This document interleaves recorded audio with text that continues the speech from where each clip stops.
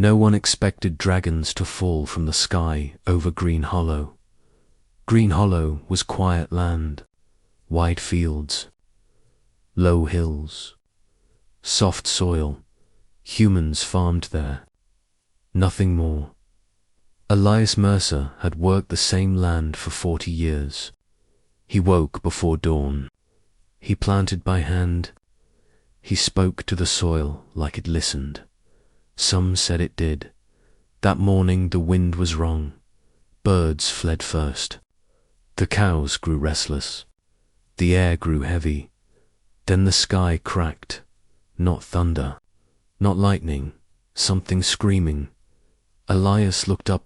Two shapes tore through the clouds, huge, burning, bleeding. They struck the field beyond the wheat line. The ground shook. Soil leaped into the air. Elias dropped his tools. He ran not because he was brave, because something was hurt. That was how he had always been. He reached the crash, sight, and froze.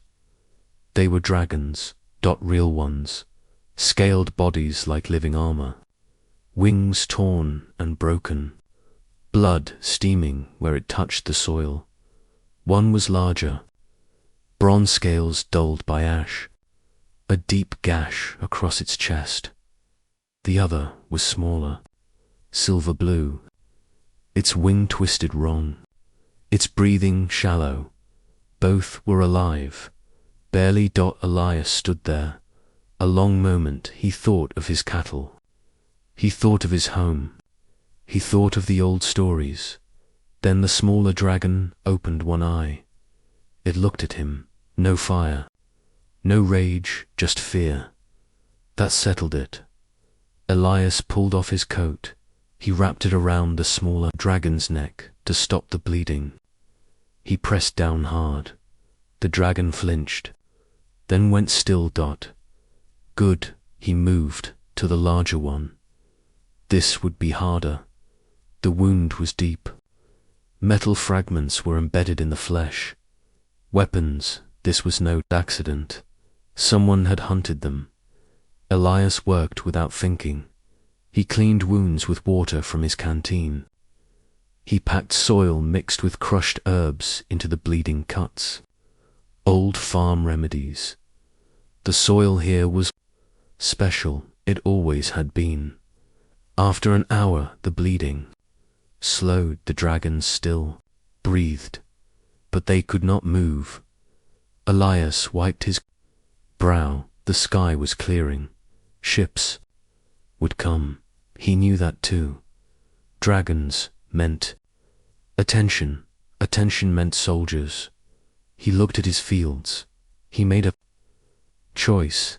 Elias fetched his tractor. He brought blankets, tarps, harness lines. Slowly he rigged a sled from farm. Equipment. It took hours. The dragons watched him the entire time. When he tried to move the larger one, it growled. Weakly. Elias raised his hands. Easy now. I am not hurting you. The words were calm.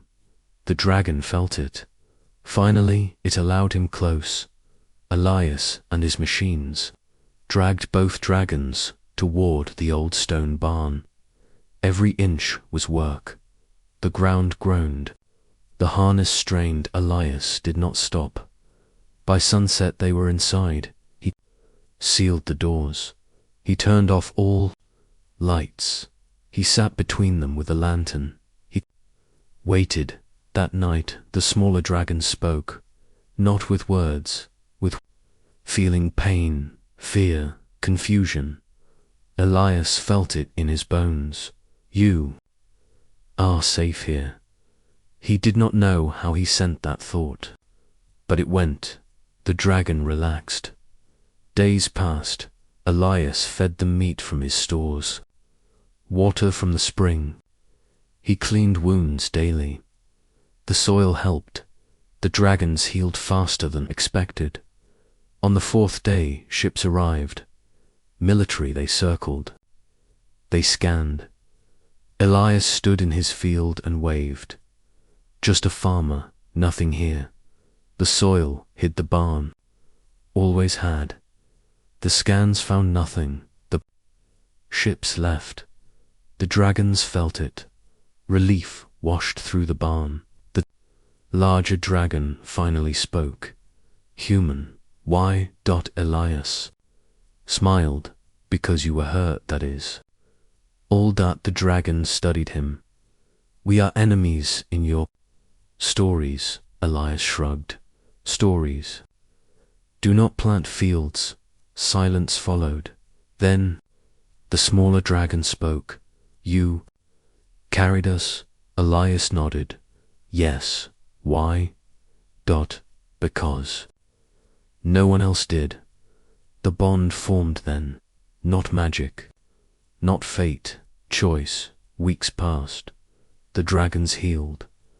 The larger one was named Keros. The smaller one, Lyra. They helped at night. Keros warmed the soil. Lyra chased pests from the fields. The harvest doubled. The land thrived. One night, Keros told Elias the truth.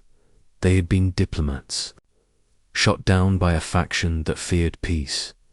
If found, they would be killed. Elias leaned on the fence. Then you stay until it is safe. The dragons bowed their heads. Months passed. Rumors spread. A miracle farm. Unburned fields. Endless harvest. Officials came. Elias offered tea. They left confused. Finally, the day came.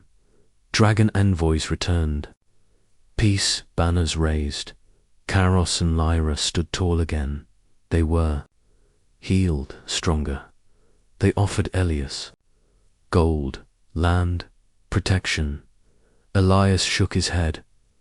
I have enough. Lyra stepped closer. Then come with us, see the skies. Elias smiled sadly. This land needs me. Lowered his massive head. Then this land will be protected forever. They rose into the sky, but they did not forget. Green Hollow became sacred ground. No army crossed it. No war touched it.